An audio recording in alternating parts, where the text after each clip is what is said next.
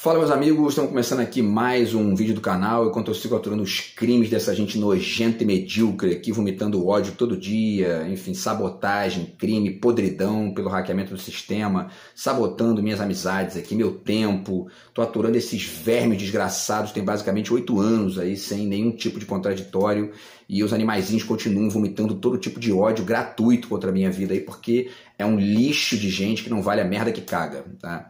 Então eu continuo tentando aqui uma saída civilizada para isso, para que esses animais não destruam minha vida de novo, como já fizeram aí em 2018, e sigo aqui fazendo o que eles vão meter uma pata para destruir, que são os vídeos do YouTube, tá?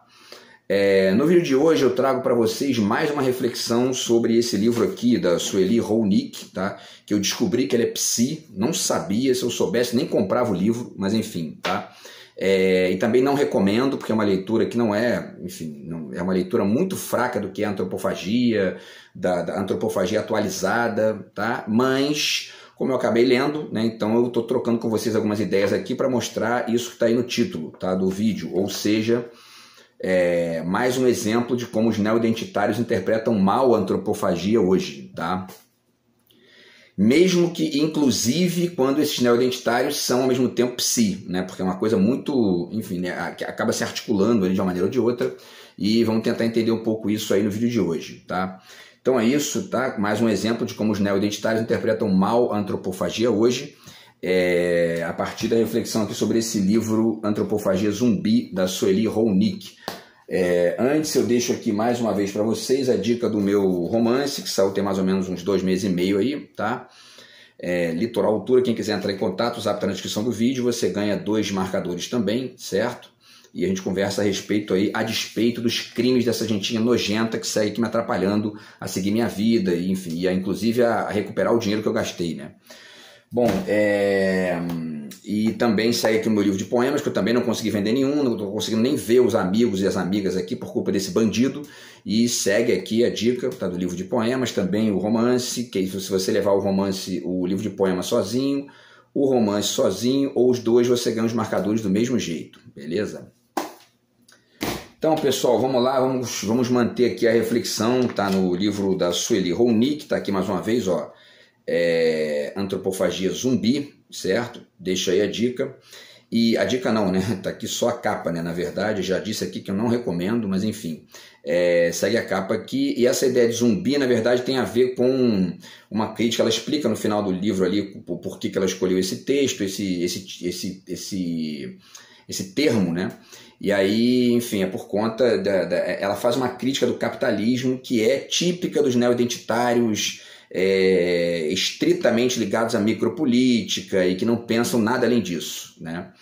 Tá? Ou seja, e aí temas ficam sempre em temas como sexualidade e a discussão étnica estrita, sem aprofundar a história do país, sem aprofundar a percepção das diferenças entre o local e o estrangeiro e etc e tal, tá?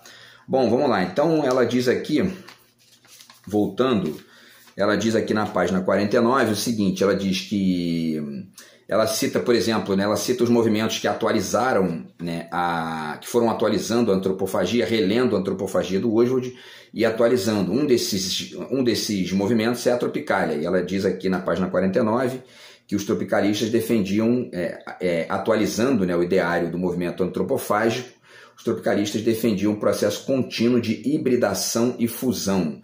Não é só isso, mas esse aspecto específico de hibridação e fusão que ela cita aqui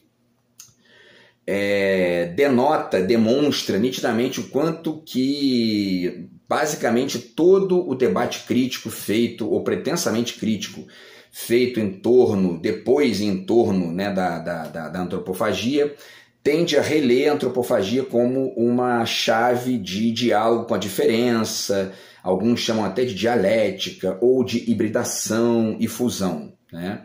Isso ignora radicalmente o que era a antropofagia de fato, né?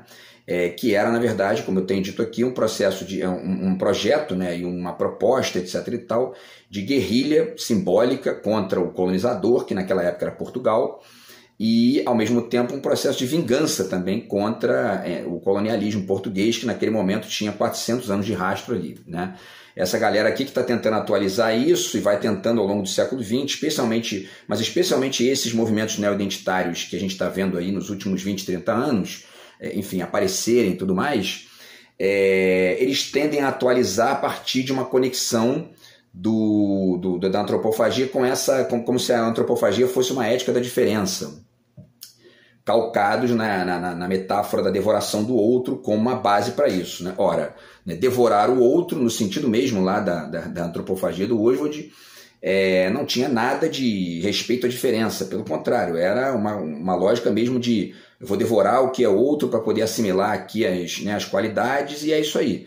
Né? Não tem uma troca, não tem devolver, não tem enfim, uma reciprocidade em jogo, não tem uma mutualidade em jogo, não existe isso. E sempre lembrando, naquele momento, lá no início do século XX, há mais de 100 anos, fazia sentido sugerir isso, porque a gente estava nesse processo aí de um período logo posterior àquele tempo, né, basicamente de quase 400 anos de colônia.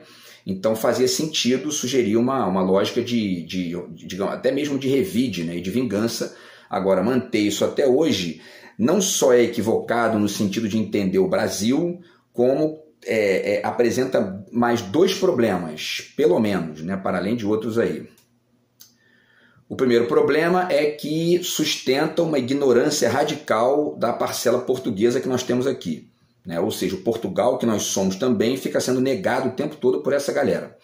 E o segundo é que essa conexão que esses grupos fazem da antropofagia com a ética da diferença não só ignora o aspecto de vingança que existe na própria antropofagia original lá do Oswald, como também esconde alguns elementos importantes de vingança desses grupos neoidentitários que a gente está vendo aí pipocarem no Brasil recente. Nem todos são assim, mas alguns são, e alguns são violentos a um nível inacreditável. Eu estou aturando um assim, um grupelho desse que está aqui metido no sistema do meu aparelho, vomitando ódio contra a minha família, o nome da minha mãe, do meu avô, ódio contra pessoas da minha história. É uma gente asquerosamente baixo nível, e assim, eles são vingança e ódio puro, não tem nada ali que preste, que sirva para nada, entende?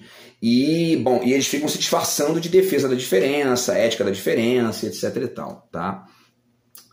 O que mais, pessoal? Então, e aí ela diz uma coisa aqui também embaixo, né?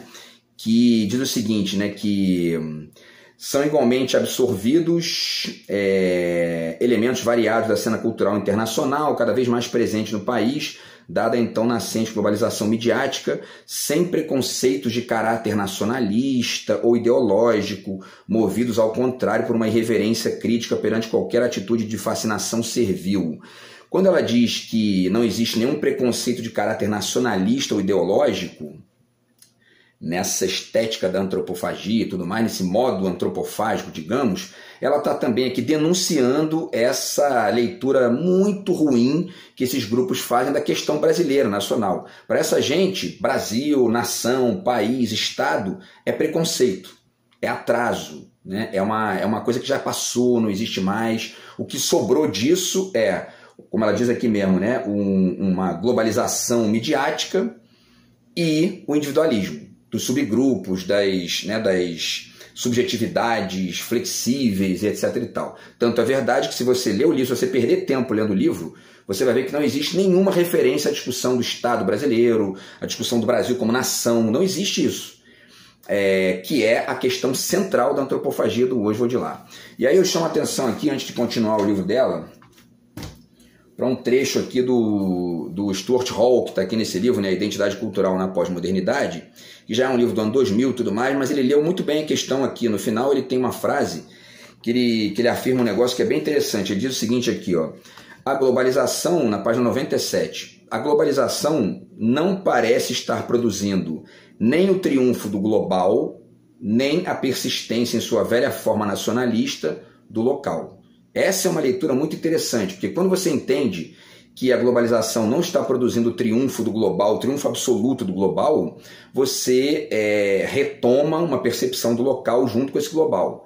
E quando você entende que também não está, digamos, né, que a globalização também não está sustentando, não está gerando a persistência de sua velha forma nacionalista do local, você também não fica preso só no nacional. Você fica ali naquele, enfim, você amplia sua complexidade para uma percepção do local e do global ao mesmo tempo, né? Coisa que ela não faz aqui no livro, tá? E coisa que o Miyakoto faz. Está aqui, né, a referência do Miyakoto, essa chave aqui, essa referência que o Miyakoto, essa base, né, que o Miyakoto criou aqui, quando ele fala do homem plural dele, né, que a gente também pode chamar de homem complexo e tal, está aqui na página 24, que é justamente o homem plural, munido de um idioma plural, ao lado de uma língua que nos faça ser mundo, deve coexistir uma outra que nos faça sair do mundo. De um lado, um idioma que nos crie raiz e lugar, o local, o nacional, etc e tal, né? E do outro, um idioma que nos faça ser asa e viagem, o global, o cosmopolita e tudo mais, tá? Então, quer dizer, isso aqui é muito melhor do que qualquer tese neoidentitária rasteira dessas aí, tá? Bom, o que mais, pessoal? Vamos lá, então, voltando para o livro da Sueli Rolnick, tá? Ela então diz aqui na página... E aí na página 50 ela deixa bem claro aqui o que essa galerinha pensa, né? Ela diz, considerar esse indicador, o indicador da antropofagia, né, como sinal de alerta pulsional, implica que a subjetividade se desapegue dos territórios aos quais está habituada, conquistando a liberdade de circular por diferentes tipos de mundo e seus diferentes repertórios, fazer outros agenciamentos e com eles estabelecer outros territórios com suas respectivas cartografias. Trata-se de uma subjetividade que se cria e recria em processos de singularização a partir de seu atravessamento pelo outro, né? A unidade individual moderna é substituída pela multiplicidade e o devir. Mais uma ingenuidade, né? Quer dizer, fica nítido aqui, ficam nítidas duas coisas, né? Primeira, esse desapego do território. Eles acabam esquecendo o local, não existe mais Estado-nação, acabou, e a discussão fica estrita, né? Ou vira uma discussão, aquela discussão de uma identidade estrita, ligada ao corpo, ligada ali a aspectos individualistas da questão, né? Ou vira até fofoca, né? Que é pior ainda. Tá? E aí embaixo ela diz que a unidade individual moderna é substituída pela multiplicidade e o devir.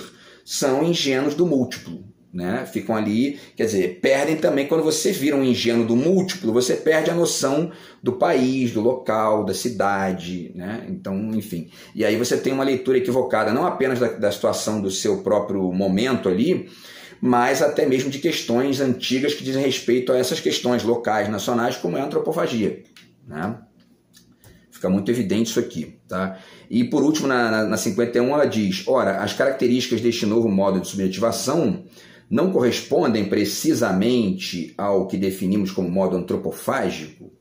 Quer dizer, está conectando, essa galerinha acha que antropofagia é sinônimo de multiplicidade, hibridização, e devir, e subjetividades flexíveis. Cadê a discussão brasileira? Não tem, né?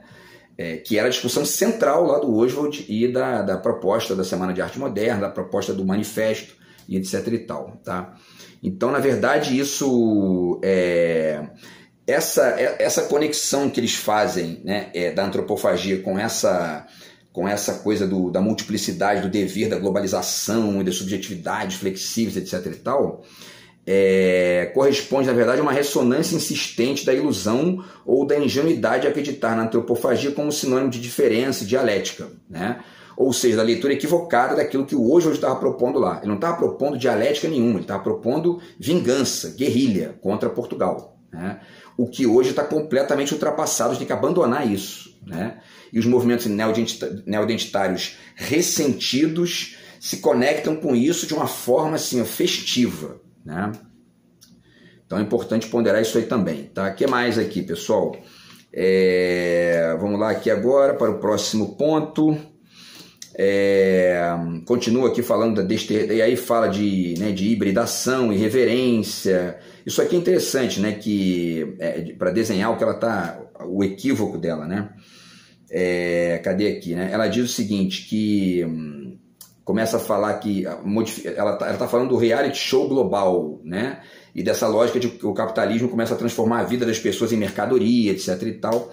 E isso tem uma parcela de verdade, porém, se você fica só nisso, né, você começa a cair não apenas numa visão equivocada da antropofagia, mas você fica defendendo uma posição pretensamente crítica em relação ao capitalismo hoje, que é facilmente reapropriável pelo mesmo capitalismo. E outra, essa galerinha aqui também confunde nitidamente, nem todo mundo, mas a maioria deles, confunde nitidamente capitalismo com neoliberalismo. Eles acham que é a mesma coisa, né? Que o neoliberalismo seria uma vertente, seria o capitalismo na sua forma atual, né? Quando na verdade o neoliberalismo, vamos ler o Chomsky lá para poder entender, o neoliberalismo é o capitalismo de periferia que os Estados Unidos vendem para a América Latina e até para o resto do mundo mesmo, e que eles não praticam lá. Não tem neoliberalismo nos Estados Unidos, não existe isso. Existe um Estado muito forte que comanda lá o exército, comanda a economia, inclusive em outras partes do mundo, e mantém esse círculo aí. Eu fiz vídeo agora, né? Falando que o Biden acabou de barrar a venda de uma empresa lá por segurança nacional para proteger a economia local, quer dizer. E essa gente acredita que o mundo hoje é neoliberal, né? E que isso, e mais, acreditam que isso é os lugares que ainda não são assim é porque estão atrasados, né? Um negócio inacreditável, né? Enfim, e aí ela cita essa questão também de desterritorialização da lógica identitária. E outra coisa também que é interessante de ponderar isso aqui, que eventualmente eu posso até fazer mais vídeos sobre isso e tal, né? É que essa ideia de desterritorialização das identidades e de hibridação e etc e tal, começa a fazer com que essas pessoas percam não apenas a noção do local, no sentido mesmo da coletividade, da cidade, do país, enfim, da sociedade de maneira mais ampla, do Estado e tal, mas até mesmo a ideia do corpo no sentido biológico, né? Começam a ignorar isso, tanto é que tem essa figurinha aqui, né? Cito aqui mais uma vez, essa figurinha bizarra aqui, tal de Donna Haraway, tá aqui, ó, que é uma neo-eugenistazinha nítida, feminazi das piores, tá? Tá aqui na página 52, ela diz aqui, ó, as feministas ciborgue têm que argumentar que elas, feministas ciborgue, não queremos mais nenhuma matriz identitária natural. Elas não querem mais nenhuma matriz identitária natural. Olha, por que elas não querem mais nenhuma matriz identitária natural? Eu posso fazer um vídeo aí no futuro, quando eu me livrar desse inferno aqui, para explicar isso com detalhe. Mas para resumir, isso aqui é mulher que não gosta de ser mulher e que odeia homem, porque não gosta de ser mulher. Simples assim. E aí odeia qualquer matriz identitária natural. Porque a matriz identitária natural, que é o corpo lá que a pessoa eventualmente pode se identificar ou não, mas quando se identifica, incomoda profundamente essa gente, né? Então são os neo-ressentidos, neo-messiânicos, neo-idiotas que a gente segue aturando aí, vomitando regrinha na vida dos outros, tá? Bom, então voltando aqui a Sueli Rolnick, tá? Então ela fala aqui dessa questão, né, da hibridação, da irreverência, liberdade de experimentação como características da antropofagia, né? E, enfim, não entendeu bem o que é antropofagia, né? É interessante dar uma relida lá, porque é uma outra coisa. O que mais? Aqui na página 68 e 69, né, ela fala da questão Ela diz o seguinte aqui: em suma, a política da subjetividade flexível permanece, mas perde sua força crítica de criação na produção de si e do mundo, né? Tá falando da questão do como que o capitalismo apropriou certas forças críticas ali da década de 60 e 70, e aí depois, enfim, isso acabou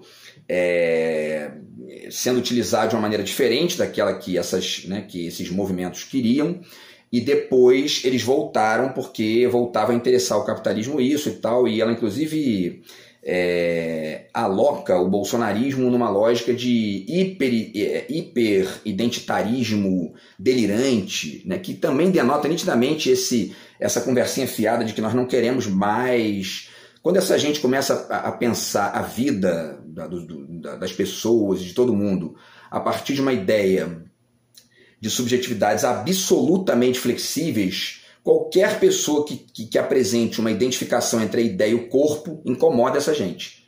Especialmente as mulheres, já fiz vídeo aqui sobre isso, né? Falando da expressão do Vanderlei Luxemburgo lá, e os homens, são aqueles que se identificam na cabeça e no corpo com a sua sexualidade. Essas pessoas, para essa gente, são delirantes, né? Quer dizer, ou seja, são nitidamente neo-eugenistazinhos dos piores, e a gente tem que abandonar isso aqui é um negócio que tem que virar aí, ó, sabe, objeto de estudo sério para a gente botar essa gente no lugarzinho deles, ó, baixar a bolinha, entendeu?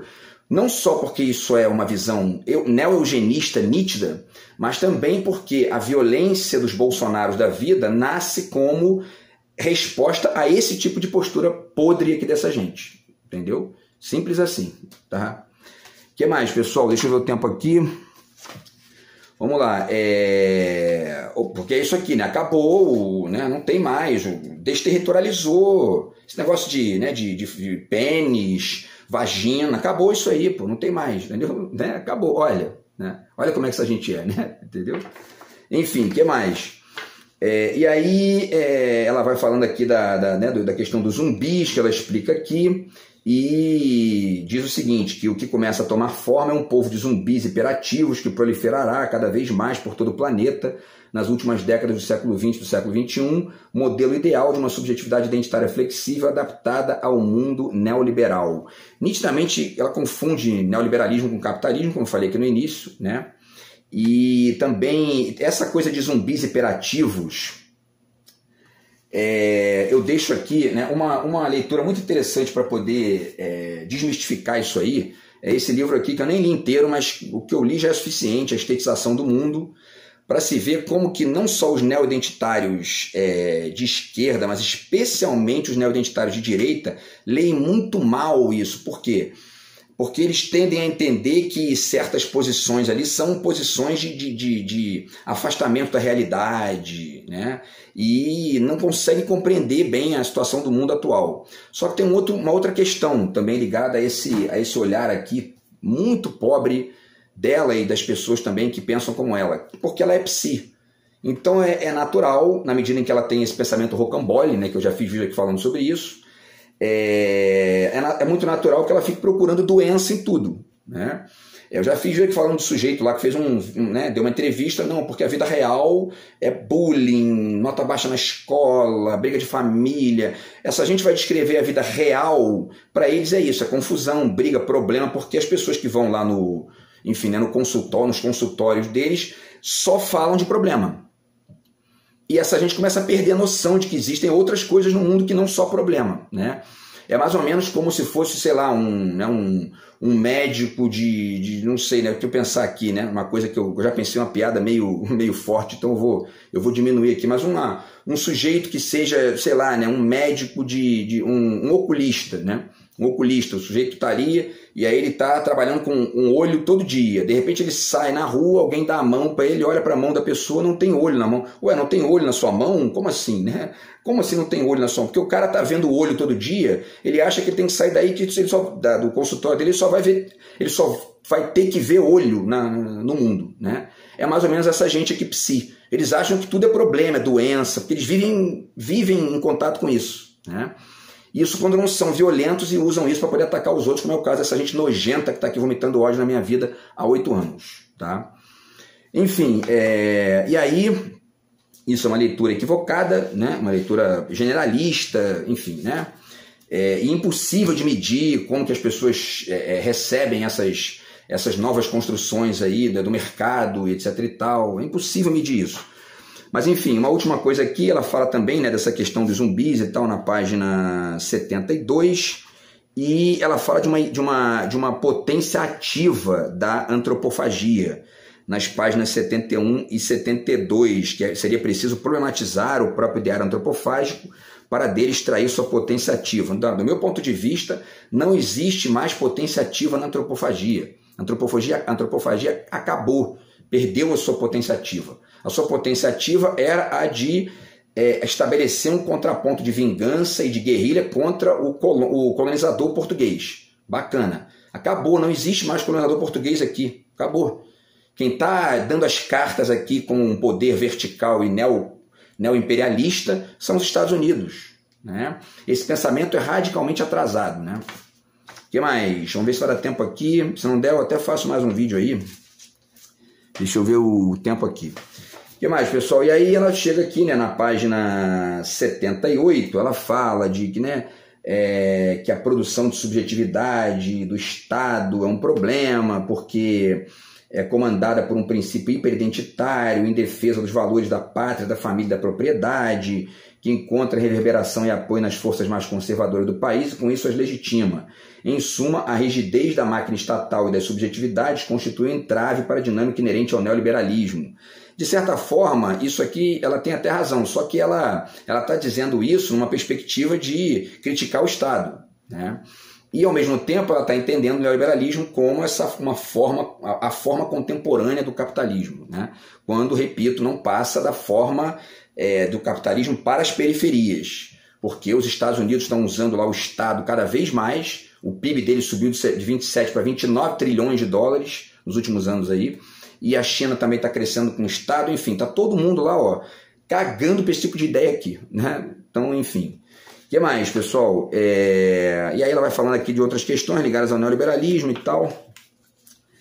E aí, ela, na página 81, que eu acho aqui que tem o ponto alto dessa brincadeira aqui, tá? Eu vou dizer para vocês por quê. Ela diz o seguinte aqui: em todo caso, a antropofagia cultural proposta pelo movimento modernista, que supostamente seria a nossa força maior, não nos impediu de cair na cilada da instrumentalização pelo capitalismo financeirizado das experimentações culturais dos anos 60 e 70, instrumentalização facilitada pela reedição do trauma jamais elaborado.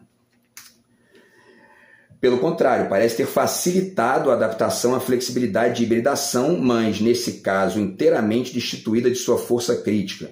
Convocada em seu polo mais reativo, o que se estabeleceu foi uma espécie de, olha o que ela diz, antropofagia neoliberal. Olha que bonitinho isso. Sem querer, ela acertou na mosca. Ela atirou no elefante e acertou na mosca.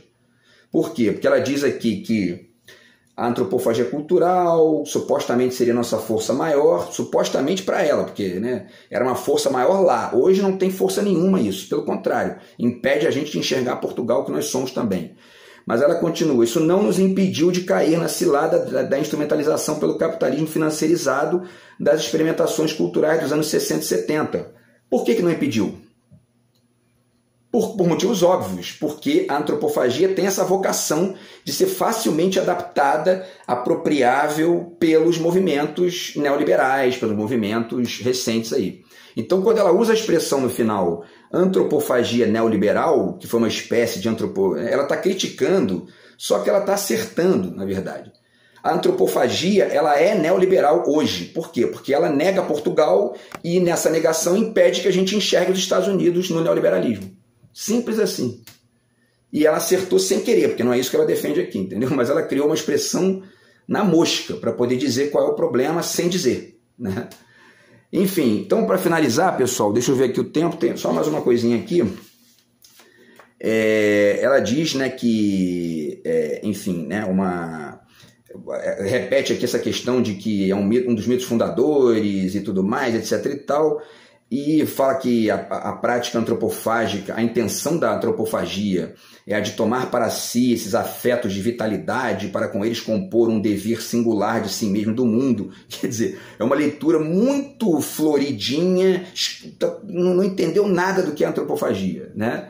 Olha, tomar para si afeto de vitalidade. O cara estava propondo devorar o outro e, tipo assim, o Bispo Sardinha como base ali, né, a data de refundação do Brasil, o cara foi comido vivo e ela está achando que é afeto de vitalidade para compor um devir singular de si. Como é que você vai, para finalizar, como é que você vai compor um devir singular de si batendo em algo que está em você mesmo? Não dá para fazer isso. Isso aqui é uma ingenuidade inacreditável, né?